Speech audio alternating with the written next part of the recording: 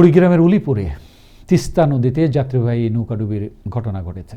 বুধবার সন্ধ্যার দিকে বজরা ইউনিয়নের খামারদামার হাট এলাকার মাঝের চরের কাছে ২৬ জন যাত্রী নিয়ে নৌকাটি ডুবে যায়। এ ঘটনায় এখন পর্যন্ত এক শিশুর লাশ উদ্ধার করা হয়েছে।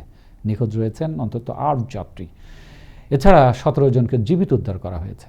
স্থানীয়রা জানান, যাত্রীরা তিস্তার ওপারে রংপুর পীরগাছা উপজেলায় আলীবাবা থিম পার্ক এলাকায় ঈদ পরবর্তী দাওয়াত খেতে যাচ্ছিলেন। তবে নৌকাটি কিছু দূর যাওয়ার পর তিস্তার প্রবল স্রোতে উল্টে যায়।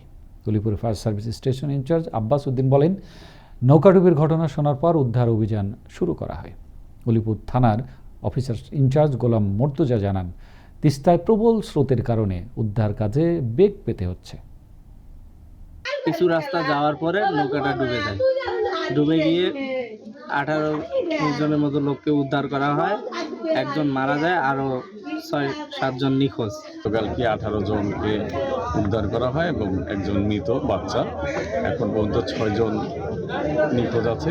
একটি পরিবারের 4 জন, তারা দুজনের মধ্যে 6 জনের মধ্যে 4 জনই হচ্ছে 10 বছরের কম বয়স, আর 2 জন হলো স্বামী স্ত্রী।